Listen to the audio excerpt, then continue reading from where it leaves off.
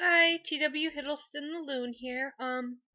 Just making a little video because I'm the only one at home right now, and if I do it when my mom's home, then she like barges into my room. She's like, "Who are you talking to? What are you doing?"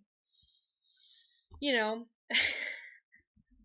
So, last night I went to a play called Five Women, One Dress, and pretty much what it's about is really cool. The way they did it is they lined a room with chairs, and then you just sat in the chairs and they just used the room. So I mean, you were right there, kind of as if you were like sitting on stage watching.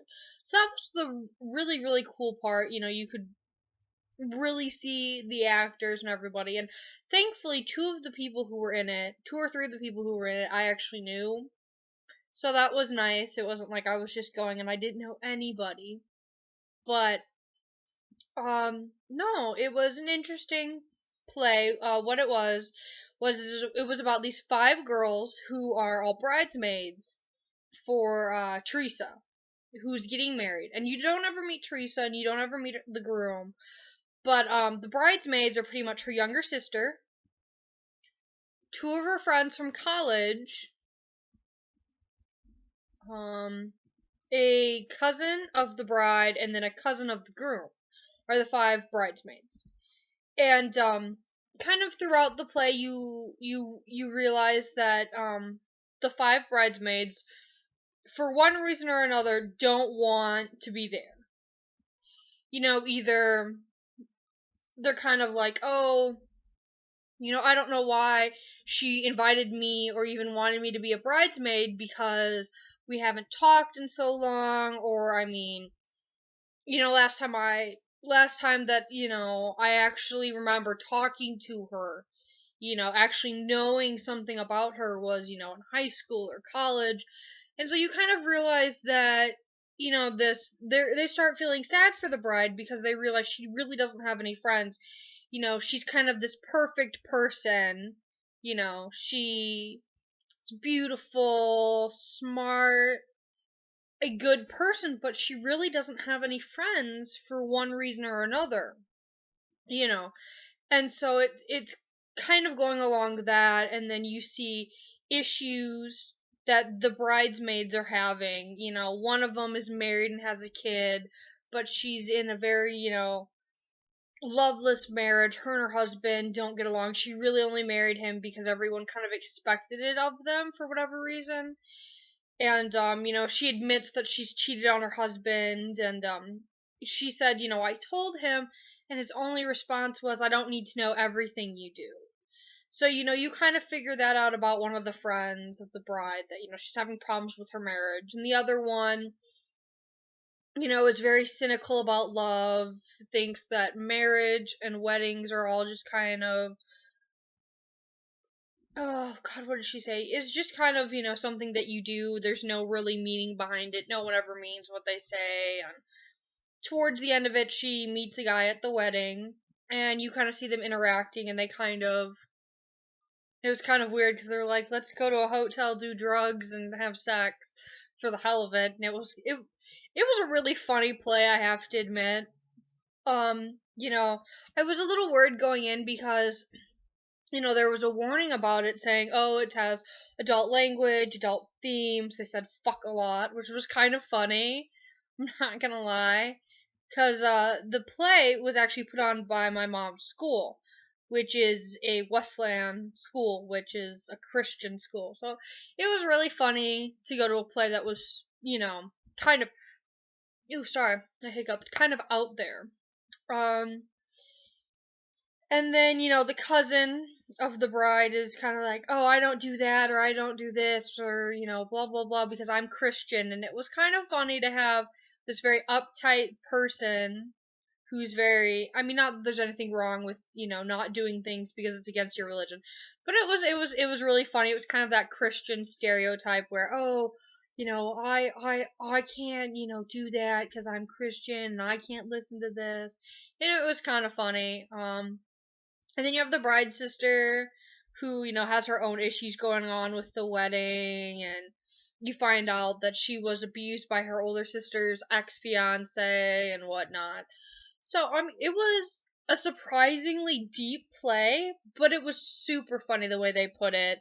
There's this one part where the bride's sister gets really drunk and she goes up to her window and flashes everybody, and she literally flashed us. It was super funny. But no, it was a really, really great play. I really enjoyed it. Definitely worth $5 to go see. Um, I mean, I think it would be kind of a funny movie. It was really interesting that, there was never any scene changes. It was always the bedroom that it was in. So that was really cool. As well as the fact that the way that they had it set up, where, you're in a room and the room is lined with chairs and that's how you sit in it, was really cool. It made it feel very like you were there, very intimate. So that was really exciting about it.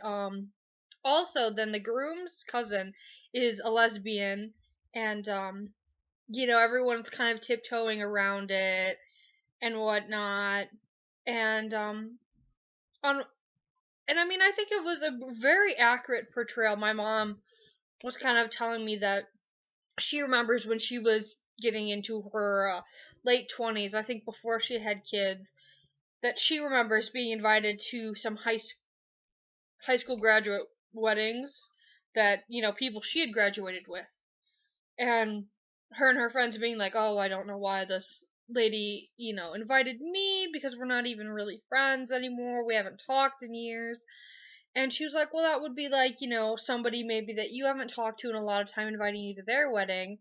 And I mean, it kind of got me thinking about girls that I graduated with high school with. Some of them are getting married. I mean, not that I've been invited to any of those weddings or anything like that. And I mean, congratulations to I think two or three girls from my high school that have gotten married, because that's great.